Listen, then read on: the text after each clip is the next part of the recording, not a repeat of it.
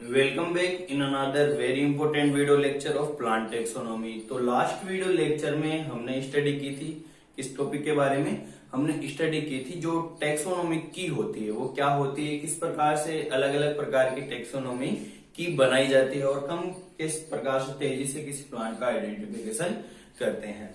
तो plant taxonomy में हम स्टार्टिंग से ही पढ़ते आ रहे थे कि जो प्लांट टेक्सोनॉमी में क्या किया जाता है, प्लांट्स का क्लासिफिकेशन किया जाता है। और प्लांट्स का क्लासिफिकेशन करने के लिए हम क्या करते हैं, प्लांट्स का क्लासिफिकेशन करने के लिए हम प्लांट्स के कैरेक्टर्स के आधार पर उनका रिलेशन देखते हैं कि वो कितने ज्यादा रिलेटिव है, और वो जितने ज्यादा उनके बीच में रिलेशन होता है उस रिलेशन के आधार पर हम क्या कर देते हैं, उनको पास पास रख देते हैं। जितना ज्यादा रिलेशन उनके बीच में होगा हम उनको पास पास रख देंगे। यदि रिलेशन उनके बीच में दूर होगा यानी ज्यादा फार रिलेटेड होंगे तो हम उनको अलग अलग ग्रुप में रखेंगे। तो अगर एक ज्यादा रिलेटिव है तो उनको एक ग्रुप में रख देंगे यानी उनके एक जीनस बना देंगे या एक फैमिली बना देंगे, और जितने दूर है तो उतना। अभी ये रिलेशन का पता जब स्टार्टिंग की बात करें तो स्टार्टिंग में हमें क्या कर रहे थे, जो हमने टेक्सोनॉमी को दो भागों में बांटा था। कौन से भागों में बांटा था, एक तो अल्फा टेक्सोनॉमी, कौन सी टेक्सोनॉमी, अल्फा टेक्सोनॉमी, और दूसरी है ओमेगा टेक्सोनॉमी। दो टेक्सोनॉमी हमने पढ़ी थी स्टार्टिंग में जब हम टेक्सोनॉमी की शुरुआत कर रहे थे। तो अल्फा टेक्सोनॉमी में तो क्या किया जा रहा था, ऐसे कैरेक्टर्स यूज में लिए जा रहे थे जैसे मॉर्फोलॉजिकल कैरेक्टर्स, एनाटॉमिकल कैरेक्टर्स, जो हम आसानी से बाहर से स्टडी कर सकते हैं। और जब उन कैरेक्टर्स के आधार पर हम रिलेशन का पता लगा रहे थे। लेकिन जब एडवांस टेक्नोलॉजी है तो एडवांस टेक्नोलॉजी में हमें और भी ज्यादा रिसोर्सेज प्राप्त हुए। कैसे रिसोर्सेज, जैसे रिसोर्सेज की बात करें तो ओमेगा टेक्सोनॉमी में हम कंप्लीट रिसोर्सेज यूज लेते थे रिलेशनशिप के लिए। और फाइलोजेनेटिक क्लासिफिकेशन जैसे मॉर्फोलॉजी एनाटोमी तो लेते थे, साथ साथ हम जो फाइटोकेमिकल है या उनके पेलिनोलॉजिकल स्टडी है, उनके फॉसिल की स्टडी है, और सबसे एडवांस जो टेक्निक है वो है उसकी जेनेटिक स्टडी, यानी उनका जो जेनेटिक ऑर्गेनाइजेशन वो किस प्रकार सा है उसके आधार पर हम स्टडी करते थे। तो जेनेटिक का मतलब है कि जो मॉलिक्यूल्स हैं उनके कौन से मॉलिक्यूल्स जैसे डीएनए आरएनए है उनके आधार पर हम क्या करते थे, उसका रिलेशनशिप का पता लगाते थे। तो फाइलोजेनेटिक रिलेशनशिप में क्या किया जाता है, फाइलोजेनेटिक रिलेशनशिप में हम पता लगाते हैं, फाइलोजेनेटिक रिलेशनशिप में हम पता लगाते हैं कि फाइलोजेनेटिक रिलेशनशिप में जो एक प्लांट ग्रुप बनाए थे वो प्लांट ग्रुप कैसा होना चाहिए, वो प्लांट ग्रुप होना चाहिए कैसा, वो प्लांट ग्रुप होना चाहिए जैसा कि वो सारा एक ग्रुप एक ही एंसेस्टर के द्वारा, उसके जो मतलब जो भी एंसेस्टर है वो सबका एक एंसेस्टर हो, जब सबका ओरिजिन एक ही एंसेस्टर के द्वारा हुआ हो तो फाइलोजेनेटिक रिलेशनशिप बनाते हैं और इसके द्वारा फाइलोजेनेटिक रिलेशनशिप या क्लासिफिकेशन करते हैं। तो सबसे जो एडवांस टेक्सोनॉमी है वो है मोलिकुलर टेक्सोनॉमी, और आज का हमारा टॉपिक भी है कौन सा, मोलिकुलर टेक्सोनॉमी, जिसमें हम डीएनए आरएनए प्रोटीन आदि की स्टडी करके पता लगाते हैं कि कितने रिलेटिव है दो प्लांट ग्रुप और दो प्लांट ग्रुप कितने दूर दूर रिलेटिव है। तो उसको बोलते हैं मोलिकुलर टेक्सोनॉमी। क्या बोलते हैं, मोलिकुलर टेक्सोनॉमी। तो हमारा टॉपिक है आज का मोलिकुलर टेक्सोनॉमी। तो मोलिकुलर टेक्सोनॉमी क्या होती है, तो नाम से दिख रहा है मोलिकुलर, मोलिक्यूल्स। तो मोलिक्यूल्स कौन से होते हैं जीव में, जीव में कौन कौन से मोलिक्यूल्स होते हैं, जैसे डीएनए आरएनए प्रोटीन। और टेक्सोनॉमी का मतलब है क्लासिफिकेशन। क्या मतलब है, क्लासिफिकेशन। तो परिभाषा दे तो हम क्या देंगे कि प्लांट्स के मॉलिक्यूल्स के आधार पर या प्लांट्स के मॉलिक्यूल्स जैसे डीएनए आरएनए प्रोटीन की इस कंपोजिशन स्ट्रक्चर या सीक्वेंस के आधार पर प्लांट्स का क्लासिफिकेशन करना क्या कहलाता है, मोलिकुलर टेक्सोनॉमी कहलाती है। तो मोलिकुलर टेक्सोनॉमी में क्या किया जाता है, जो हमारे मॉलिक्यूल्स होते हैं जैसे डीएनए हो गया, आरएनए हो गया, प्रोटीन्स हो गया, इनकी स्ट्रक्चर की स्टडी की जाती है, इनकी सीक्वेंस का पता लगाया जाता है, और जो जितनी ज्यादा सिमिलर सीक्वेंस होगी उसका मतलब वो उतना ही ज्यादा उसका रिलेटिव है।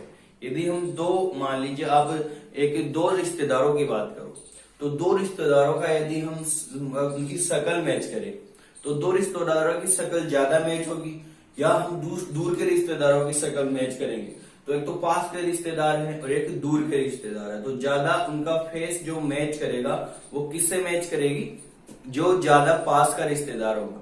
तो हम इसी के आधार पर अब वहां पर हम प्लांट्स की कोई शक्ल तो होती नहीं है, अब शक्ल के आधार पर मतलब उनकी मॉर्फोलॉजी के आधार पर भी हमने करने की कोशिश की थी, लेकिन वो उतना ज्यादा सूटेबल नहीं था। हालांकि ऐसा नहीं है कि उसके द्वारा हम बिल्कुल भी फाइलोजेनेटिक रिलेशनशिप का पता नहीं लगा पाए थे, हम उसके द्वारा भी फाइलोजेनेटिक रिलेशनशिप का पता लगा पा रहे थे, लेकिन उसमें हमें एक कंफर्मेशन नहीं मिल रहा था कि हम क्या सभी प्लांट्स को उनके सिर्फ मॉर्फोलॉजी के आधार पर उनका क्लासिफिकेशन कर सकते हैं या नहीं कर सकते हैं। तो अब जैसे हमने मॉर्फोलॉजी के आधार पर प्लांट्स का क्लासिफिकेशन कर दिया, अब मॉर्फोलॉजी के आधार पर तो कर दिया, लेकिन कुछ प्लांट्स हमें देखने को मिले, फिर दूसरा टैक्सोनॉमिस्ट आया, उसने देखा कि ये दो प्लांट मॉर्फोलॉजी में तो समान है, लेकिन उनके दूसरे कैरेक्टर्स देखे तो दो दूसरे कैरेक्टर्स के आधार पर ये असमान प्रदर्शित है, दोनों ने अलग अलग ग्रुप में रख दिया, तो फिर यहाँ पर एक कंफ्यूजन क्रिएट हो रहा था। तो हम ऐसा कोई रिसोर्स चूज करना चाहते थे जिसके आधार पर हम कंफर्म कर सके कि ये एक दूसरे के क्या है, रिलेटिव है, कभी भी दो हम आसानी से उनको एक दूसरे में रख सकते हैं। तो हमने मॉलिक्यूल्स की स्टडी करना शुरू की। तो सबसे पहले जब स्टार्टिंग हुई थी तो प्रोटीन्स की स्टडी ज्यादा करते थे। किसकी स्टडी करते थे? प्रोटीन्स की स्टडी करते थे, जिसमें सीरोलॉजिकल स्टडी की जाती है, और इसके बारे में हम नेक्स्ट टॉपिक पढ़ेंगे कि सीरोलॉजिकल टेक्सोनोमी या सीरोटेक्सोनोमी क्या करती है। जब प्रोटीन की ज्यादा स्टडी की जाती है, प्रोटीन या उसमें हम मेन टारगेट हमारा प्रोटीन ही होता है, तो उसके आधार पर प्रोटीन की संरचना के आधार पर हम पता लगाते हैं कि कितने ज्यादा रिलेशन है। तो इनिशियली जो टेक्निक्स आई थी वो प्रोटीन्स के आधार पर आई थी, फिर बाद में आरएनए और डीएनए के आधार पर। तो डीएनए और आरएनए के आधार पर जो टेक्निक है वो सबसे एडवांस और सबसे प्रीसाइज टेक्निक बोल सकते हैं हम, सबसे ज्यादा सूटेबल टेक्निक है। इस टेक्निक के द्वारा यदि हम रिलेशनशिप का पता लगाएंगे तो 100% वो रिलेशनशिप कभी भी किसी भी साइंटिस्ट के द्वारा नकारा नहीं जा सकता। कैसे नहीं नकारा जा सकता? तो हम कैसे पता लगाएंगे? डीएनए के द्वारा। तो डीएनए को आपको पता है, डीएनए में क्या पाई जाती है? न्यूक्लियोटाइड सीक्वेंस पाई जाती है। डीएनए के आधार पर ले तो सबका डीएनए कैसा है? सबका डीएनए क्या है? एक पॉलीन्यूक्लियोटाइड है जिसमें न्यूक्लियोटाइड की सीक्वेंस प्रेजेंट है। सभी का डीएनए में क्या प्रेजेंट है? न्यूक्लियोटाइड की सीक्वेंस प्रेजेंट है। इन न्यूक्लियोटाइड सीक्वेंस के आधार पर हम क्या कर सकते हैं? रिलेशनशिप का पता लगा सकते हैं। तो मान लीजिए हमने दो प्लांट ग्रुप है या दो प्लांट्स या दो एनिमल्स, तो हम प्लांट टेक्सोनोमी पढ़ रहे हैं, तो प्लांट टेक्सोनोमी की बात करें तो दो प्लांट टेक्सोनोमी है, उनको हमने दो प्लांट को एक साथ हम रिलेशनशिप का पता लगाना चाहें तो उनके डीएनए की सीक्वेंस क्या है उसके आधार पर पता लगा सकते हैं। यानी हमें इसकी सीक्वेंस पता चल जाए। मान लीजिए प्लांट ए है, ये प्लांट बी है, ये प्लांट सी है, उनके हमने डीएनए आइसोलेट किए, और डीएनए आइसोलेट करने के बाद हम पता लगाएं कि डीएनए आइसोलेट करने पर हमें क्या मिले। मान लीजिए इसकी सीक्वेंस है ए जी जी सी टी, ये मान लीजिए कोई भी सीक्वेंस हो, मैं रैंडम सीक्वेंस ले रहा हूं, ये कोई भी सीक्वेंस है, और दूसरी मैं इधर सीक्वेंस बनाऊं ए जी टी, एक और इधर सीक्वेंस बनाऊं जी टी टी ए, एक सीक्वेंस इधर बनाऊं, तो आपके सामने मान लीजिए 3 सीक्वेंस है। इन 3 सीक्वेंस के आधार पर आप क्या कहोगे कि मान लीजिए मैं प्लांट ए का स्टडी करना चाहता हूँ कि इसके रिलेटिव कौन है, तो इसके रिलेटिव हम दो में से कौन हो सकता है? बी या सी में से कौन रिलेटिव हो सकता है? आप देखकर बताइए कौन सा होगा। ज्यादा सीक्वेंस किसकी मैच हो रही है? ज्यादा सीक्वेंस किसकी मैच हो रही है? पहला न्यूक्लियोटाइड ए है इसमें, तो इसमें भी ए है, दूसरा इसमें जी है तो इसमें भी जी है, तीसरा इसमें जी है तो इसमें भी, इसमें क्या है? इसमें भी जी है, तीसरा इसमें सी है लेकिन इसमें जी है, तो एक अंतर आ गया, मतलब अंतर हम यहाँ पर लिखते जाएं, एक अंतर हो गया। फिर दूसरा, फिर नेक्स्ट देखें टी, फिर ये भी टी हो गया, फिर सी, फिर ये भी सी हो गया, टी टी टी टी, तो इसमें सिर्फ एक ही डिफरेंस देखने को मिला, ए और सी के बीच में सिर्फ एक ही डिफरेंस देखने को मिला। अब बी और ए के बीच में बात करें तो यहाँ पर पहला अंतर हो गया, एक अंतर, एक यहाँ पर जी है, फिर ये सेम हो गया, ये भी सेम हो गया, फिर से ये गलत हो गया, ये दूसरा अंतर हो गया, फिर ये तीसरा हो गया, फिर ये सही हो, ये चौथा हो गया, ये भी अलग हो गया, ये भी अलग हो गया। तो मतलब इसमें बहुत ज्यादा अंतर है, इसमें हमें 4-5 अंतर देखने को मिल रहे हैं और इसमें सिर्फ एक अंतर देखने को मिल रहा है। तो डिफरेंस हो रहा है, सीक्वेंस के अंदर डिफरेंस का पता लगा पा रहे हैं। तो सीक्वेंस का डिफरेंस क्या है, ये जो डिफरेंस है वो क्या दर्शाता है कि ये जो पास मतलब जो ज्यादा रिलेटिव है उनके डीएनए में कोई खास सीक्वेंस चेंज नहीं हुई है। तो उनके सीक्वेंस चेंज नहीं हुई है तो हम कह सकते हैं कि प्लांट ए और प्लांट सी क्या है, क्लोज रिलेटिव है। हम ऐसे भी नहीं कह सकते कि एक ही स्पीसीज है। यदि एक स्पीसीज होती तो 100% ही मैच हो जाती। होता नहीं है कभी भी, मान लीजिए एक स्पीसीज के दो इंडिविजुअल्स में भी कभी भी 100% मैच नहीं होता है। हम पढ़ लिए हैं कुछ डीएनए फिंगरप्रिंटिंग के बारे में, पढ़ेंगे भी। तो डीएनए फिंगरप्रिंटिंग का मतलब क्या है कि किसी भी दो इंडिविजुअल्स का डीएनए आप लोगे तो उनमें कुछ ना कुछ आपको अंतर देखने को मिलेगा। यदि आप मान लीजिए एक मानव और एक चिंपांजी की बात करो, ह्यूमन और चिंपांजी की बात करो ना, ह्यूमन एंड चिंपांजी, तो ह्यूमन एंड चिंपांजी में यदि आप पूरे जीन को मैच करो, पूरे डीएनए को मैच करो तो 99% डीएनए क्या हो जाता है, मैच हो जाता है। 99% डीएनए सेम है। फिर वो जो 1% जीन है, जो 1% जीन, वो हमें क्या बनाते हैं, चिंपांजी से ह्यूमन बनाते हैं। बल्कि सारा डीएनए कैसा है हमारा, 99% डीएनए तो चिंपांजी में है और हमारे में है कैसा है, बिल्कुल सेम है। तो हम कैसे स्टडी का पता लगाएं, कि स्टडी कैसे करें, तो हम कुछ मोलिकुलर टेक्निक्स लेते हैं, उन मोलिकुलर टेक्निक्स के आधार पर ही हम पता लगाते हैं। तो अब हम देखते हैं कि कौन कौन से मोलिक्यूल्स हैं। अब डीएनए में भी देखें तो कौन कौन सा डीएनए, किस डीएनए को हम एज ए मतलब मोलिकुलर एविडेंस के रूप में काम में लेना चाहेंगे, कौन से डीएनए को मोलिकुलर एविडेंस के रूप में काम में लेंगे, कौन से को लेना चाहिए। अब मैंने एक एग्जांपल दिया है यहाँ पर, ह्यूमन में 99 और ह्यूमन और चिंपांजी में 99% डीएनए सेम है और 1% ही अलग है। तो हम मान लीजिए इस 99% में से 2 डीएनए सीक्वेंस ले लिए, तो इसका मतलब हम यहां से सीक्वेंस लेंगे तो बिल्कुल सेम आएगी, बिल्कुल सेम आएगी, इक्वल रहेगी सीक्वेंस। तो इक्वल रहेगी तो हम मान लीजिए आपको 2 डीएनए दे दिए और 2 डीएनए में मान लीजिए वो 99% में से है, एक ह्यूमन का और एक चिंपांजी में, और आप टेस्ट करके बता दोगे कि ये तो ह्यूमन का ही है डीएनए, ये दोनों क्लोज रिलेटिव है। तो आप क्या बताओगे, क्लोज रिलेटिव है क्या? नहीं, क्लोज रिलेटिव नहीं है। यहाँ पर यदि हम उसमें जो वेरिएशन आ रहा है उस डीएनए की बात करोगे, यानी आप तो बोलोगे ये दोनों ही ह्यूमन के डीएनए हैं, लेकिन एक्चुअल में दोनों ह्यूमन के डीएनए नहीं है। फिर आप कैसे अंतर पता करोगे, इसमें हम लेंगे कि जो डीएनए में जो ज्यादा अंतर है वो किस में है, हम उसमें जो वेरिएशन आ रहा है उस वाले पार्ट को लेंगे जिसमें वेरिएशन आता है। तो वेरिएशन जिस पार्ट में आता है उसको लेंगे और उसमें कितना वेरिएशन आ रहा है उस परसेंटेज ऑफ वेरिएशन को चेक करेंगे। ऐसे नहीं 99% डीएनए से हमें कुछ नहीं लेना है, हमें लेना देना है जो 1% डीएनए है जो अलग है उसको हमें मैच करना है, वो कितना मैच करता है और यदि मैच करता है तो कितना परसेंट करता है, तो हम उसके आधार पर डिसाइड करेंगे कि वो कितना रिलेटिव है। तो मान लीजिए वो 1% मैच करता है, 99% तो मैच कर गया और 1% अलग है, तो वो बहुत ज्यादा क्लोज रिलेटिव है। अब ऐसे ही हम टेक्निक्स का डेवलपमेंट किया गया है और उन टेक्निक्स के आधार पर हम 2 प्लांट स्पीसीज का जो क्लासिफिकेशन करते हैं। कैसे करते हैं, सबसे पहले तो हम देखते हैं कि कौन से मॉलिक्यूल्स हैं जो हम क्लासिफिकेशन के लिए यूज में लेंगे, कौन सा डीएनए हम क्लासिफिकेशन के लिए लेंगे। तो सबसे पहले हम एग्जांपल्स देखते हैं कि कौन कौन से डीएनए है जो ज्यादातर प्लांट क्लासिफिकेशन के लिए हम यूज लेते हैं, मोलिकुलर टेक्सोनोमी में प्लांट्स का क्लासिफिकेशन के लिए हम यूज लेते हैं। तो 3 प्रकार के जीन हैं जो सबसे ज्यादा यूज किए जाते हैं। एक तो है राइबोसोम जीन, राइबोसोमल जीन, ये मैंने आपको पहले बताया राइबोसोमल जीन।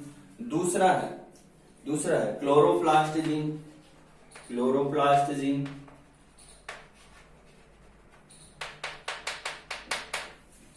और तीसरा है माइटोकॉन्ड्रियल जीन, तीसरा है माइटोकॉन्ड्रियल जीन। ये मोस्टली यूज, ऐसा नहीं कि हमेशा ही ले लें, मोस्टली ये ज्यादा यूज ले लेते हैं। न्यूक्लियर डीएनए में और भी कई जीन होते हैं जिनको हम एज ए टेक्सोनोमिक एविडेंस के रूप में या मोलिकुलर एविडेंस के रूप में यूज करते हैं टेक्सोनोमिक क्लासिफिकेशन के लिए। तो सबसे पहले हम बात करें राइबोसोमल जीन की। तो राइबोसोमल जीन को क्यों काम में लिया जाता है? राइबोसोमल जीन का मतलब क्या है? जो राइबोसोम का निर्माण करे। किसका निर्माण करे? राइबोसोम का निर्माण करे। तो राइबोसोम किससे मिलकर बना होता है? आरएनए और आर प्रोटीन से मिलकर बना होता है। किससे मिलकर बना होता है? आरएनए और आर प्रोटीन से मिलकर बना होता है। अब आरएनए क्या करेगा? आरएनए हम देखें, राइबोसोम के स्ट्रक्चर पढ़ लिए हमने। तो राइबोसोम की बात करें, यूकेरियोटिक राइबोसोम की बात करें तो यूकेरियोटिक में राइबोसोम होता है, उसमें एक 18 सब यूनिट होती है, मतलब 2 सब यूनिट होती है, स्मॉल सब यूनिट और लार्ज सब यूनिट। हम सभी बात कर लेते हैं स्मॉल सब यूनिट और लार्ज सब यूनिट। स्मॉल सब यूनिट में कौन सा आरएनए पाया जाता है? 18S RNA. और इस लार्ज सब यूनिट में कौन कौन से आरएनए पाए जाते हैं? 28S पाया जाता है। और कौन सा पाया जाता है? 5.8S पाया जाता है। और कौन सा पाया जाता है? 5S पाया जाता है। तो ये आरएनए पाए जाते हैं। 3 प्रकार के आरएनए किसमें पाए जाते हैं? लार्ज सब यूनिट में, और एक पाया जाता है 18S सब यूनिट में। तो ये जो आरएनए होते हैं उनमें कुछ विशेष सीक्वेंस पाई जाती है, कंजर्वेटिव सीक्वेंस। कैसी सीक्वेंस पाई जाती है? Conservative sequence. कंजर्वेटिव सीक्वेंस का मतलब क्या है? यदि इनमें म्यूटेशन लेवल बहुत कम होता है, म्यूटेशन लेवल्स बहुत कम देखने को मिलेगा। प्रोकैरियोटिक से यूकैरियोट में आए तो यूकैरियोटिक का जो 18S आरएनए है, कौन है? 18S RNA. 18S आरएनए जिस जीन के द्वारा बनता है, जिस जीन के द्वारा बनता है वो जीन क्या करता है? उस जीन में विशेष सीक्वेंस पाई जाती है। मैंने ये भी बता दिया कि कौन से जीन के द्वारा बनते हैं। राइबोसोम की स्टडी की थी तो हमने बात की थी कि 18S आरएनए का निर्माण या पूरी कंप्लीट आरएनए का निर्माण कैसे होता है। इनमें से 3 आरएनए हैं जो तो एक जीन के द्वारा बनते हैं, और यानी पास परसेंट होते हैं, और ये 5S आरएनए एक जो न्यूक्लियोलस से बाहर होता है उस जीन के द्वारा बनता है। ये भी हमने देख ली। तो ये जो जीन होता है, इस जीन में कंजर्वेटिव सीक्वेंस पाई जाती है। यानी हम इवोल्यूशन से बात करते हैं, इवोल्यूशन में क्या होता जाता है? म्यूटेशन होता जाता है। पीढ़ी दर पीढ़ी क्या होता रहता है? म्यूटेशन होता रहता है। लेकिन हम यहाँ पर बात करें तो इसमें म्यूटेशन नहीं होता है, यानी वो सीक्वेंस बिल्कुल सेम बनी रहती है। म्यूटेशन कब होता है? जब इसमें थोड़ा सा चेंज आता है। यानी हम एक स्पीसीज से स्पीसीज बात करें, 2 इंडिविजुअल्स में बात करेंगे तो 2 इंडिविजुअल्स में बिल्कुल सेम दिखाई देगा। ये जो जीन है बिल्कुल 2 इंडिविजुअल्स में देखें, यानी 2 एक ह्यूमन स्पीसीज की बात करें तो 18S आरएनए सभी ह्यूमंस में बिल्कुल सेम है। यदि ह्यूमन से थोड़ा रिलेशन दूर करें, जैसे चिंपांजी में जाएंगे तो 2-3 न्यूक्लियोटाइड चेंज हो गए। फिर जैसे जैसे दूर जाते जाएंगे उसमें ज्यादा न्यूक्लियोटाइड चेंज हो रहे हैं। तो इसमें जितने ज्यादा न्यूक्लियोटाइड में चेंज हो रहा है उतना ही ज्यादा उसमें हमें फार रिलेटेड है, और जितना कम रिलेटेड मतलब इसमें चेंज हो रहा है उतना ही वो पास प्रेजेंट है। तो प्लांट की 2 स्पीसीज का रिलेशनशिप का अध्ययन हम उसमें प्रेजेंट आरएनए के जीन्स को या राइबोसोम के जीन्स को स्टडी करके पता लगा सकते हैं। तो पहला हमने यूज लिया कौन सा? Ribosomal gene. तो राइबोसोमल जीन की यूज में लेते हैं क्योंकि इसमें विशेष प्रकार की कंजर्वेटिव सीक्वेंस पाई जाती है। अब दूसरा है हमारे सामने क्लोरोप्लास्ट जीन। क्लोरोप्लास्ट जीन क्या होता है? क्लोरोप्लास्ट हमें पता है 2 प्रकार के जीन पाए जाते हैं। एक तो सेल की बात करें तो सेल यूकैरियोटिक सेल की बात करें तो एक तो न्यूक्लियर जीन और एक होता है साइटोप्लाज्मिक जीनोम। तो न्यूक्लियर जीनोम में तो न्यूक्लियर डीएनए प्रेजेंट होता है, और कुछ सेल ऑर्गेनल भी होते हैं, जैसे एक तो क्लोरोप्लास्ट और एक माइटोकॉन्ड्रिया। तो क्लोरोप्लास्ट और माइटोकॉन्ड्रिया कैसे होते हैं? सेमी ऑटोनोमस सेल ऑर्गेनल होते हैं।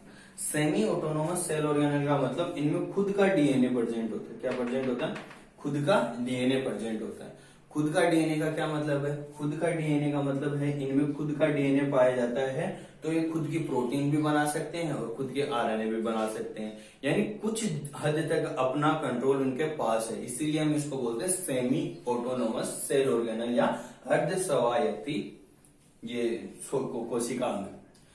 तो इनमें जो डीएनए पाया जाता है वो डीएनए भी क्या होता है? विशेष प्रकार का होता है। तो पहले बात करें तो हम कैसा होता है? क्लोरोप्लास्ट का जीनोम कैसा होता है? क्लोरोप्लास्ट का जीनोम कैसा होता है? क्लोरोप्लास्ट का जीनोम होता है डबल स्टैंडर्ड और सर्कुलर डीएनए। कैसा होता है? डबल स्टैंडर्ड और सर्कुलर डीएनए। इसकी स्ट्रक्चर कैसी होती है, कौन कौन से जीन पाए जाते हैं? जब हमने क्लोरोप्लास्ट की स्टडी की थी तो तब पता कर लिया था। इसमें एक तो स्मॉल सब यूनिट पाई जाती है, इन्वर्टेड यूनिट मतलब इन्वर्टेड सीक्वेंस पाई जाती है, इन्वर्टेड रिपीटेड सीक्वेंस पाई जाती है। अब जो वो इन्वर्टेड रिपीटेड सीक्वेंस होती है वो भी कैसे होती है? हाईली कंजर्वेटिव सीक्वेंस होती है। कैसी होती है? इन्वर्टेड रिपीटेड सीक्वेंस कैसी होती है? हाईली कंजर्वेटिव होती है। इसके साथ ही साथ कुछ जीन्स भी प्रेजेंट होते हैं जिनमें कंजर्वेशन इतना ज्यादा बना हुआ कि हम सब प्रत्येक स्पीसीज में देखें प्लांट्स की तो वो सेम ही दिखाई देगा। उसमें अंतर तब आएगा जब उसमें फार रिलेशन होगा। जैसे एक रूबिस्को एंजाइम के लिए जो जीन पाया जाता है, कौन सा? रूबिस्को एंजाइम के लिए जो जीन पाया जाता है, रूबिस्को जीन, इस जीन में भी बहुत ज्यादा कंजर्वेशन पाया जाता है। कैसा होता है? कंजर्वेटिव होता है। तो इसमें इसकी सीक्वेंस की स्टडी की जाती है जिससे हम किसका पता लगाते हैं? प्लांट जो रिलेशनशिप का पता लगाते हैं। तो रूबिस्को जीन्स के द्वारा हम क्या कर लेते हैं? प्लांट्स के रिलेशनशिप का पता लगा लेते हैं। अब इसके बाद में हम देखते हैं नेक्स्ट है माइटोकॉन्ड्रियल जीनोम। तो माइटोकॉन्ड्रियल जीनोम भी हमको पता है कैसा होता है? एक्स्ट्रा न्यूक्लियर जीनोम होता है। यानी माइटोकॉन्ड्रिया भी कैसा होता है? सेमी ऑटोनोमस होता है। कैसा होता है? सेमी ऑटोनोमस होता है। तो सेमी ऑटोनोमस का मतलब इसमें खुद का डबल स्टैंड और सर्कुलर डीएनए पाया जाता है जिसकी मल्टीपल कॉपीज प्रेजेंट होती है। एक ही नहीं होता है, जैसे इसमें भी मल्टीपल कॉपीज होती है, इसकी भी मल्टीपल कॉपीज होती है। तो इसमें भी कुछ ऐसी सीक्वेंस पाई जाती हैं या हम इनको कंजर्वेटिव नॉन कोडिंग और कुछ कोडिंग सीक्वेंस पाई जाती है। उन्हें नॉन कोडिंग सीक्वेंस में भी कंजर्वेटिव सीक्वेंस पाई जाती है। उन कंजर्वेटिव सीक्वेंस के हम स्टडी करते हैं किसके लिए? किसके लिए करते हैं? क्लासिफिकेशन के लिए, प्लांट्स का क्लासिफिकेशन के लिए। तो क्लासिफिकेशन के लिए हम कंजर्वेटिव सीक्वेंस को यूज करते हैं। कंजर्वेटिव सीक्वेंस का यूज क्यों किया जाता है? देखिए, हर मान लीजिए कुछ ही सीक्वेंस है तो जो बहुत ज्यादा चेंज होती रहती है। जैसे कुछ तो एक स्पीसीज में ही चेंज हो जाती है। अलग अलग इंडिविजुअल की बात करें तो एक जीन यदि आप मेरे में स्टडी करोगे और आप में देखोगे तो काफी सीक्वेंस में चेंज मिलेगा। तो कुछ सीक्वेंस, जैसे हम बात करें आई कलर की एक जीन है। आई कलर की जीन की बात करें तो आई कलर को डिसाइड करने वाला जीन देखे तो एक ही ह्यूमन स्पीसीज में भी अलग अलग प्रकार का है। सबकी आंखें समान कलर की थोड़ी है। आप बोलोगे कि आपके आंखें काली है तो मैं बोलूंगा मेरी आंखें 80% काली हैं, आपकी आंखें 90% काली है। तो इसमें भी अलग अलग कलर है, बहुत ज्यादा कलर है। तो कलर क्यों आ रहे हैं वो ज्यादा? क्योंकि वो कलर आ रहे हैं किस लिए? क्योंकि उसमें कुछ सीक्वेंस में चेंज होता रहता है हर जनरेशन में। तो हम ऐसी सीक्वेंस का मतलब प्लांट क्लासिफिकेशन के लिए स्टडी नहीं करते। स्पीसीज या फैमिलीज का क्लासिफिकेशन किया जाता है तो उसमें ऐसी सीक्वेंस का यूज किया जाता है कि उसमें बहुत ज्यादा उद्विकास हुआ हो, बहुत ज्यादा इवोल्यूशन हुआ हो, तब जाकर उसमें एक न्यूक्लियोटाइड का चेंज आया हो, तब हम उसको ऐसी कंजर्वेटिव सीक्वेंस बोलते हैं। उन्हीं का हम स्टडी करते हैं। तो अगर कंजर्वेटिव सीक्वेंस में यदि हम जितना ज्यादा उसमें चेंज देखने को मिलेगा, जितना ज्यादा वेरिएशन देखने को मिलेगा, इसका मतलब वो उतने ही ज्यादा क्या है? फार रिलेटेड है, दूर दूर के रिश्तेदार हैं। और जितने ही ज्यादा उसमें कम वेरिएशन देखने को मिलेगी, जितनी कम वेरिएशन हमें कंजर्वेटिव सीक्वेंस में देखने को मिलेंगे उतना ही वो क्या है? क्लोज रिलेटेड है। कैसे हैं? पास के रिश्तेदार हैं। तो हम कंजर्वेटिव सीक्वेंस के आधार पर पता लगाएंगे कि ये अपना है और वो दूसरा है। ठीक है, इसके आधार पर हम स्टडी कर लेंगे। तो कौन से जीनोम की ज्यादा स्टडी की जाती है? यही नहीं है, बहुत सारे जीन। सबसे ज्यादा स्टडी किसकी की गई है वो मैं बता रहा हूं आपको। ठीक है ना। अब हम नेक्स्ट लेते हैं जो हमारे कौन कौन सी टेक्निक्स हैं जिनके द्वारा मैंने बता दो दिया कि हम सीक्वेंस की स्टडी करते हैं। सीक्वेंस की स्टडी करने के लिए भी अलग अलग प्रकार के एक्सपेरिमेंट, और बहुत सारा लंबा जीनोम है हमारे पास। मान लीजिए कई लाखों बेस पेयर है एक जीनोम में, तो उस लाखों बेस पेयर की सीक्वेंस की स्टडी थोड़ी कर सकते हैं। 1,00,000 बेस पेयर को हम एक साथ लिखें फिर दूसरे से मैच करें तो ये कितना ज्यादा कठिन हो सकता है। तो उसके लिए अलग अलग मोलिकुलर टेक्निक्स डेवलप की गई, मोलिकुलर मार्कर्स डेवलप किए गए, जिनके बारे में आप पढ़ भी चुके हो काफी के बारे में, और थोड़ा बहुत आइडिया हम देख लेंगे इज कि प्लांट टेक्सोनॉमी के कंटेक्स्ट में उन जो टेक्निक्स को कैसे यूज किया जाता है। तो सबसे पहले हम बात करते हैं, नेक्स्ट हमारा है molecular techniques in plant taxonomy. Molecular techniques in molecular techniques in a plant taxonomy। तो मोलिकुलर टेक्निक कौन कौन सी है? जैसे मेरे को टारगेट क्या है, मेरे का टारगेट है कि मुझे ऐसी टेक्निक चाहिए जिसके द्वारा मैं वेरिएशन का पता लगा सकूं, जो डीएनए है उनकी सीक्वेंस का पता लगा सकूं। तो अलग अलग प्रकार की अब सीक्वेंसिंग यानी जीन सीक्वेंसिंग मेथड हो सकता है। हमें आपको पता भी होगा, कुछ मेथड होंगे जो बाद में पढ़ोगे आप, कि जैसे डीएनए सीक्वेंस कैसे किया जाता है। एक जो डीएनए सीक्वेंस होती है, एक डीएनए होता है, उस पर जो न्यूक्लियोटाइड्स का अरेंजमेंट है उसका पता कैसे लगाया जाएगा, कैसे पता लगाया जाएगा उसके न्यूक्लियोटाइड का अरेंजमेंट का पता? न्यूक्लियोटाइड के अरेंजमेंट का पता लगाया जाएगा उसकी अलग अलग मेथड्स के द्वारा। तो हम पूरे की एक के साथ अरेंजमेंट का अध्ययन नहीं करते, तो हम अलग अलग मोलिकुलर मार्कर डेवलप किए हैं। हम ऐसे सीक्वेंस को ले रहे हैं जहां पर चेंज आ रहा है, तो हम उनका स्टडी करेंगे। तो अलग अलग प्रकार के हैं। तो सबसे पहला एक जो हम बोल सकते हैं उसको टिपिकल या ट्रेडिशनल टाइप का जो मेथड था, सबसे पहले ज्यादा यूज किया जाता था मोलिकुलर टेक्नोलॉजी में। तो कौन सी टेक्नोलॉजी है? वो है डीएनए हाइब्रिडाइजेशन। कौन सी टेक्नोलॉजी है? DNA hybridization. DNA hybridization. DNA hybridization क्या होता है? पहले तो हम बात करें हाइब्रिडाइजेशन। मैंने पढ़ा भी दिया आपको टेक्नोलॉजी। हाइब्रिडाइजेशन क्या होता है? हाइब्रिडाइजेशन का मतलब होता है दो अलग अलग जीन्स का मिक्स होना। यानी आपको पता है डीएनए क्या होता है? डबल स्ट्रैंड होता है, यानी इसमें दो सिंगल स्ट्रैंड आपस में जुड़े रहते हैं। यदि हम दो अलग अलग डीएनए लें जिनके डबल स्ट्रैंड है और उनके हमें पहले सिंगल स्ट्रैंड बनाए, क्या बनाए? उनके सिंगल स्ट्रैंड बनाए, और इस चारों को हम एक साथ मिक्स करें, तो ये क्या करेंगे? एक दूसरे की जो कॉम्प्लीमेंट्री सीक्वेंस है उसके साथ बाइंड हो जाएंगे, यानी अब एक दूसरे से बाइंडिंग करेंगे। इसका कहते हैं हम हाइब्रिडाइजेशन।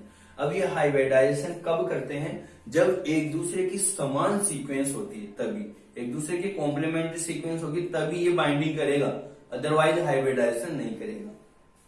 तो जितनी ज्यादा सेम सीक्वेंस इस पर प्रेजेंट होगी उतना ही ज्यादा एसोसिएशन ये दिखाएगा। तो इस टेक्नोलॉजी का जो बेसिक मेथड है वो मैं बता सकता हूँ कि प्रिंसिपल क्या है। और अलग अलग टेक्निक्स होती हैं। जैसे प्रिंसिपल की बात करें तो जो डीएनए हाइब्रिडाइजेशन का प्रिंसिपल है वो क्या है? डीएनए हाइब्रिडाइजेशन का प्रिंसिपल क्या है? इसके लिए हम क्या करेंगे? मान लीजिए कुछ हमारे पास है तीन प्लांट स्पीसीज है। तीन प्लांट स्पीसीज है, प्लांट स्पीसीज ए, प्लांट स्पीसीज बी और प्लांट स्पीसीज सी। ए, बी और सी। हम उनकी सेल्स लेंगे, उनकी सेल्स लेकर क्या करेंगे? उसके डीएनए का आइसोलेशन करेंगे। इसका आइसोलेशन करेंगे, डीएनए का आइसोलेशन करेंगे। डीएनए का आइसोलेशन कर लिया हमने। डीएनए का आइसोलेशन कर लिया। कैसा है डीएनए? डबल स्ट्रैंड है, डबल स्ट्रैंड है, डबल स्ट्रैंड है। डीएनए को हमने क्या कर लिया? आइसोलेट कर लिया, एक्सट्रैक्ट कर लिया।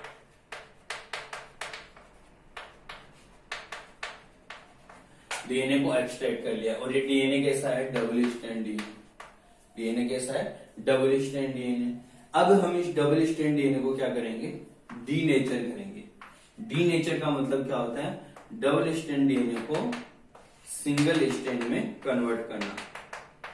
डबल स्ट्रैंड डीएनए को किस में कन्वर्ट करना? सिंगल स्ट्रैंड में कन्वर्ट करना।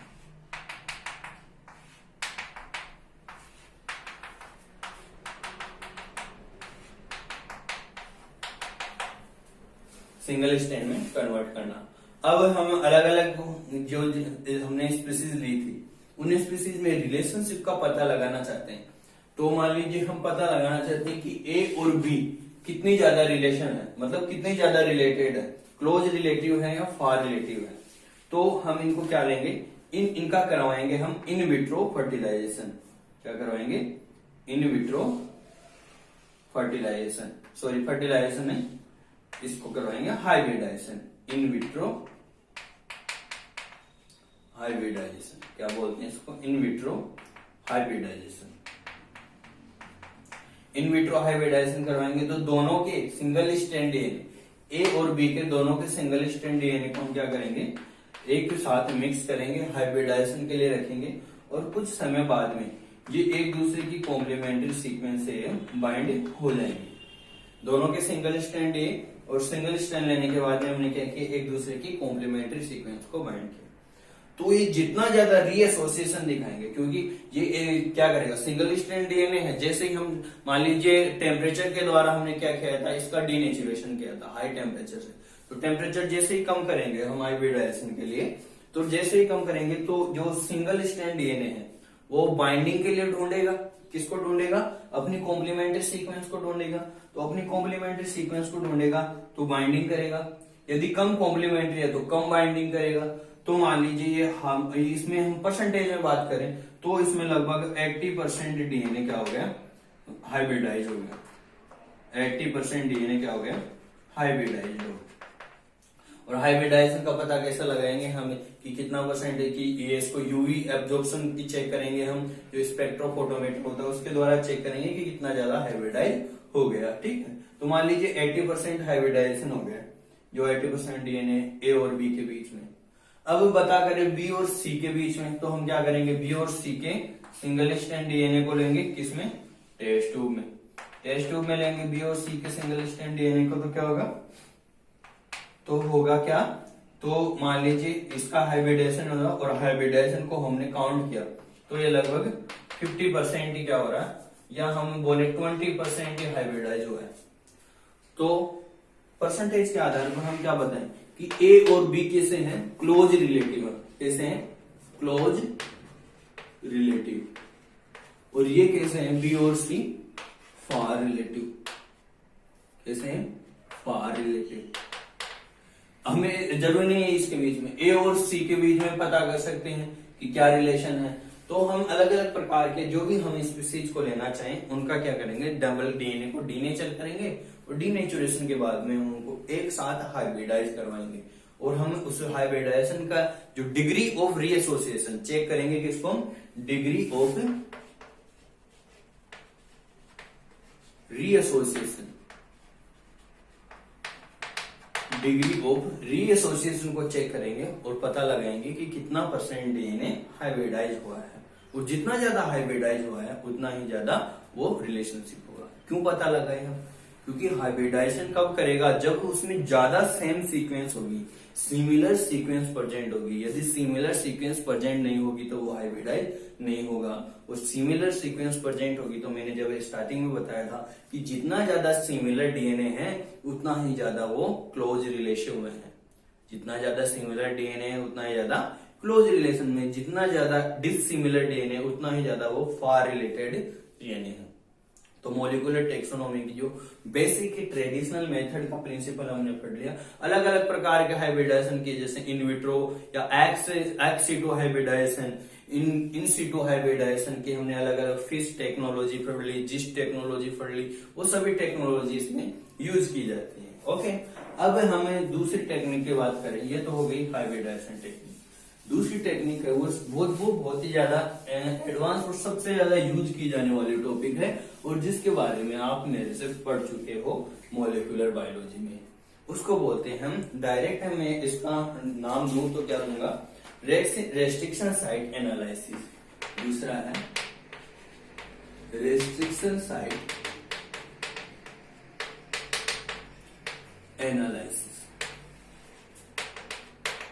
रेस्ट्रिक्शन साइट एनालिसिस का पता कैसे लगाएंगे, क्या होता है रेस्ट्रिक्शन साइट, रेस्ट्रिक्शन का मतलब होता है यहां पर restriction endo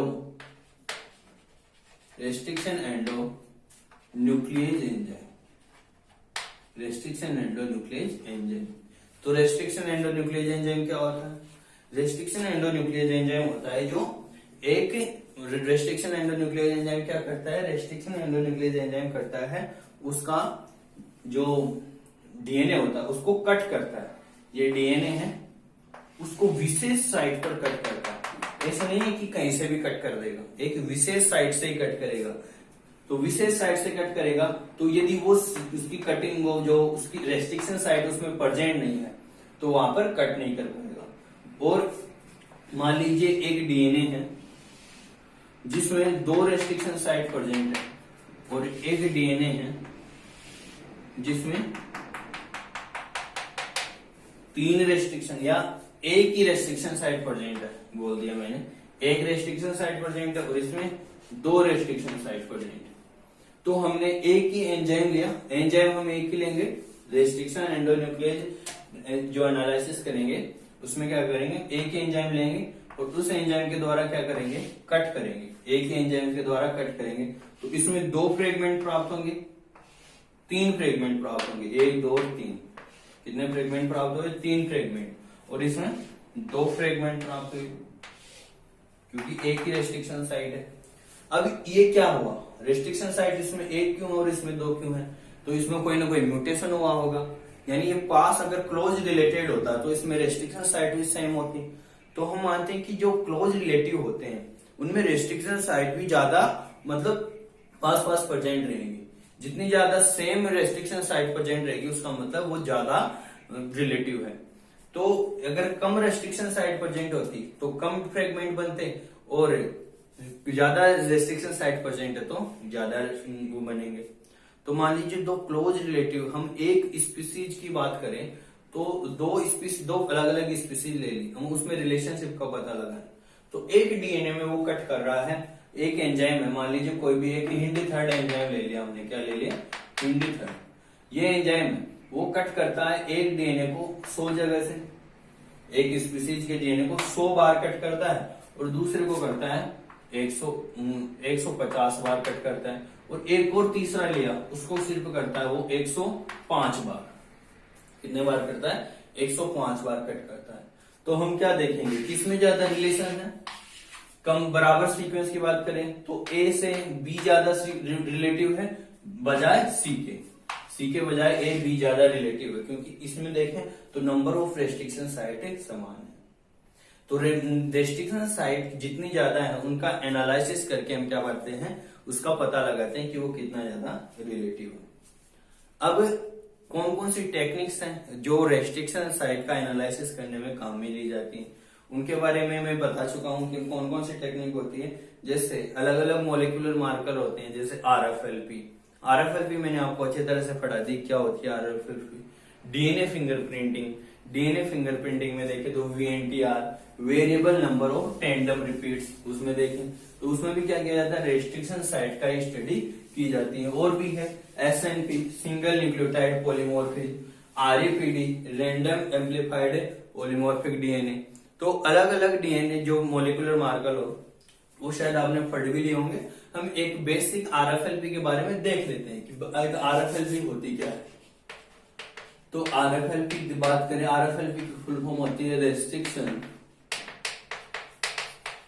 fragment, restriction fragment length polymorphism, restriction fragment length polymorphism. तो रेस्ट्रिक्शन लेंथ, ये जो रेस्ट्रिक्शन फ्रेगमेंट लेंथ पॉलीमॉर्फिज्म क्या होती है, नाम से ही दिख रहा है। रेस्ट्रिक्शन साइट के हम यदि ट्रीटमेंट करेंगे तो उसके जो फ्रेगमेंट बनेंगे उनकी लंबाई में क्या देखने को मिलेगा, हमें पॉलीमॉर्फिज्म देखने को मिलेगा। यदि हमें किसी एक ही विशेष एक रेस्ट्रिक्शन एंजाइम का यूज करते हुए 2 अलग अलग स्पीसीज के डीएनए को कट करें तो हमें क्या देखने को मिलेगा, उसकी जो फ्रेगमेंट बनेंगे वो अलग अलग लंबाई के बनेंगे, यानी उसकी लंबाई में पॉलीमॉर्फिज्म देखने को मिलेगा। इस डेफिनेशन पे आपको सब कुछ समझ में आ जाना चाहिए। अब कैसे करते हैं इसकी स्टडी का पता, तो RFLP आपने अच्छे से पढ़ लिए, बिल्कुल अच्छे से। तो कैसे की जाती है RFLP? कैसे की जाएगी, हम वही 3 स्पीसीज ले लेते हैं, हम रिलेशनशिप का पता करेंगे। ए, बी और सी, उनके क्या करेंगे हम, डीएनए को क्या करेंगे, आइसोलेट करेंगे। डीएनए को आइसोलेट कर लिए। डीएनए को आइसोलेट करने के बाद क्या करेंगे, सेम एंजाइम से कट करेंगे, सेम रेस्ट्रिक्शन एंडोन्यूक्लियस एंजाइम से कट करेंगे। सेम लिखना जरूरी है, सेम करेंगे, तीनों में सेम एंजाइम लेंगे और क्या करेंगे, इसके फ्रेगमेंट बनाएंगे। इस डीएनए के क्या करेंगे, फ्रेगमेंट बनाएंगे। डीएनए के फ्रेगमेंट बना लिए। अब हम डीएनए का फ्रेगमेंट है तो आंखों से तो देख नहीं सकते कि कौन सा डीएनए लंबा, तो फिर इनकी लंबाई का पता कैसे लगाते हैं, तो इसके लिए बहुत ही सुंदर टेक्नोलॉजी है। कौन सी टेक्नोलॉजी है, कौन सी टेक्नोलॉजी है, जेल इलेक्ट्रोफोरेसिस। कौन सी टेक्नोलॉजी है, gel electrophoresis. Gel electrophoresis. Gel electrophoresis में क्या किया जाएगा, इसमें हमारे पास 3 स्पीसीज है, तो हम इनके कंपैरिजन करेंगे तो 3 वेल बना लेंगे। 3 वेल बनाएंगे, उनमें क्या करेंगे, एक में ए का, दूसरे में बी का और तीसरे में सी का हम फ्रेगमेंट्स लोड कर देंगे। और कर देंगे तो कौन सी एंड की तरफ करेंगे इनको, माइनस एंड की तरफ, और दूसरा है पॉजिटिव एंड। तो माइनस एंड की तरफ एंड कर दिया और इसमें हम चलाएंगे इलेक्ट्रिसिटी। जैसे ही इलेक्ट्रिसिटी ऑन करेंगे तो डीएनए पर क्या है, नेगेटिव चार्ज, तो डीएनए क्या करेगा, पॉजिटिव चार्ज की ओर रन करेगा। तो कौन ज्यादा रन कर पाएगा, जो ज्यादा बड़ा है वो, या जो ज्यादा छोटा है वो रन कर पाएगा तेजी से। तो तेजी से रन कौन कर पाता है, जो ज्यादा मोटा होता है या जो ज्यादा पुतला होता है। तो आज से छोटी सी बात है, जो छोटा होता है वो बहुत तेजी से भागता है बीच बीच में से निकल कर। तो ये क्या करेगा, जो बड़े फ्रेगमेंट है वो क्या हो जाएंगे, ऊपर ही रह जाएंगे, और जो छोटे फ्रेगमेंट है वो क्या होंगे, नीचे चले जाएंगे। तो मान लीजिए मैं ज्यादा फ्रेगमेंट नहीं ले रहा, आपको समझ में आ जाए इसलिए। तो मान लीजिए इसमें 3 फ्रेगमेंट बने, एक इस लंबाई पर, दूसरा इस लंबाई पर और तीसरा इस लंबाई पर, 3 फ्रेगमेंट बने। बी की बात करें तो बी में एक बड़ा फ्रेगमेंट बना, एक छोटा फ्रेगमेंट बना, छोटा भी कितना, इतना ही बना। फिर सी की बात करें तो सी में भी देखें तो एक ये फ्रेगमेंट बना और ये एक फ्रेगमेंट बना और एक ये फ्रेगमेंट बना। तो फ्रेगमेंट अलग अलग जेल इलेक्ट्रोफोरेसिस में अलग अलग लंबाई पर अरेंज हो गए अपनी लंबाई के अकॉर्डिंग, क्योंकि लेंथ पूरे पॉलीमॉर्फिज्म शो कर रहे हैं, तो अपनी लंबाई के अकॉर्डिंग अलग अलग पोजीशन में, लोकेशन पर सेट हो गए। तो हम उसका ऑटो रेडियोग्राफी के द्वारा देखेंगे तो हमें अलग अलग बैंड प्राप्त होंगे और उन बैंड का क्या करेंगे, कंपेरिजन करेंगे। तो आप कंपेरिजन करो ए, बी और सी में, तो कौन से बैंड मैच हो रहे हैं, ए से बी मैच हो रहा है क्या, नहीं हो रहा है। तो ए से सी हो रहा है क्या, हाँ हो रहा है। तो इसका मतलब ए और सी एक दूसरे के रिश्तेदार है। पता कर लिया हमने कौन रिश्तेदार है, किसके द्वारा, RFLP के द्वारा। तो हमने क्या किया, रेस्ट्रिक्शन एंजाइम के द्वारा कट किया और अलग अलग लंबाई के फ्रेगमेंट्स देखने को हमें मिले। और इसके द्वारा हमने क्या कर लिया, स्टडी करके पता कर लिया कि जो रेस्ट्रिक्शन एंडोन्यूक्लियोज एंजाइम होता है वो क्या करता है, अलग अलग प्रकार की साइट रखता है, एक विशेष साइट पर ही वो कट करता है, ऐसे नहीं कहीं से भी कट कर देगा। तो हर डीएनए में, हर अलग अलग स्पीसीज में अलग अलग number of restriction site present होती है। तो अलग अलग प्रेजेंट होगी तो अलग अलग लंबाई के डीएनए बनेंगे, अलग अलग लंबाई के डीएनए बनेंगे तो हम उसकी लंबाई के आधार पर पॉलीमॉर्फिज्म शो करेंगे। जो जितने ज्यादा बैंड्स मैच करेगा वो उतना ही ज्यादा रिलेटिव है। डीएनए फिंगरप्रिंटिंग में भी हम यही टैग मेथड यूज करते हैं, लेकिन उसमें क्या करते हैं हम, उसमें जो यूज लेते हैं उसमें VNTR बोलते हैं उसको, variable number of tandem repeats.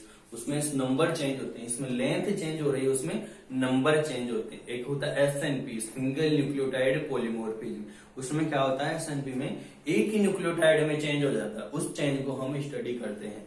तो सिंगल न्यूक्लियोटाइड पॉलीमॉर्फिज्म होता है। और बात करें तो एक और होता है जैसे RAPD क्या होता है, रैंडम एम्पलीफाइड पॉलीमॉर्फिक डीएनए। तो हम उसको रैंडमली पॉलीमॉर्फिक करते हैं डीएनए को। तो यदि एम्पलीफिकेशन करें उसका मतलब PCR के द्वारा उसमें करते हैं, RAPD के द्वारा, तो उसके द्वारा भी हम पता लगा सकते हैं कि इसका रिलेशनशिप का। तो आई होप आपको ये 2 टेक्निक समझ में आ गई होगी।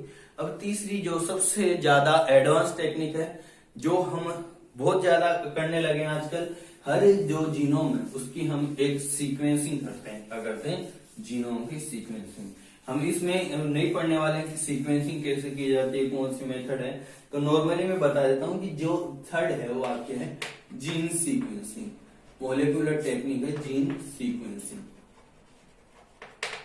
जीन सीक्वेंसिंग, अब जीन सीक्वेंसिंग के द्वारा क्या किया जाता है? जीन सीक्वेंसिंग के द्वारा क्या किया जाएगा? एक पूरे जीनोम को हम क्या करेंगे? स्टडी करेंगे। तो पूरे जीनोम को स्टडी करेंगे तो हमें ज्यादातर पार्ट क्या मिलेगा? सेम ही मिलेगा, क्योंकि ज्यादातर डीएनए के साथ सेम ही है। तो हम सारे डीएनए को स्टडी करने के बजाय विशेष जीन की स्टडी करेंगे। जैसे मैंने बताया था ना, क्लोरोप्लास्ट का कोई जीन या राइबोसोमल जीन, तो हम उसके जीन की स्टडी करेंगे, फिर उसकी सीक्वेंसिंग कर लेंगे कि इसमें ये सीक्वेंस प्रेजेंट है, AGTCTT, ये सीक्वेंस प्रेजेंट है। फिर दूसरे स्पीसीज का भी ये जीन निकालेंगे तो उसमें भी ये मिलेगा AGTCTTCT, फिर तीसरे में भी ये मिलेगा AGTCTCT। फिर चौथे में हमने देखा ये क्या हो रहा है, इसमें AGTTTC, तो ये क्या हुआ? ये अलग हो गए इनसे, तो ये तीन तो सेम है और ये एक अलग है। तो सीक्वेंसिंग का पता लगाएंगे, और सीक्वेंसिंग के लिए भी अलग अलग मेथड है जो आप नेक्स्ट ईयर पढ़ने वाले हो। फाइनल ईयर में आएंगे आपके जो जीन सीक्वेंसिंग डीएनए है। छोटी डी मेथड नहीं है, बड़ी मेथड है, समझाने में काफी टाइम लगता है। तो आप समझ लीजिए हम ये सीक्वेंस का पता कैसे लगाएंगे। सीक्वेंस को पता लगाने के लिए अलग अलग टेक्निक्स हैं, जैसे मैं नाम तो बता देता हूँ आपको। जैसे सेंगर मेथड है, एक तो सेंगर मेथड है, और एक है मैक्सवेल गिलबर्ट मेथड है, और आजकल नई जो एडवांस टेक्निक है जैसे हाई थ्रूपुट सीक्वेंस है, वो भी हम इसमें यूज लेते हैं। तो आई होप आपको जो मॉलिक्यूलर टेक्सोनोमी है, आपके क्वेश्चन पूछा जा सकता है कि मॉलिक्यूलर एविडेंस क्या होता है, उस आधार पर भी आपको पूछा जा सकता है कि मॉलिक्यूलर एविडेंस क्या होता है टेक्सोनोमी में, और मॉलिक्यूलर टेक्निक्स क्या होती हैं, या मॉलिक्यूलर टेक्सोनोमी ही डायरेक्ट आपको क्वेश्चन पूछ ले, तो किसी भी प्रकार से क्वेश्चन आ सकता है। तो आई होप ये अच्छी तरह समझ में आ गया। नेक्स्ट टॉपिक पढ़ने वाले हम सीरोलॉजिकल टेक्सोनोमी, जो हम पढ़ेंगे नेक्स्ट लेक्चर में। बाय।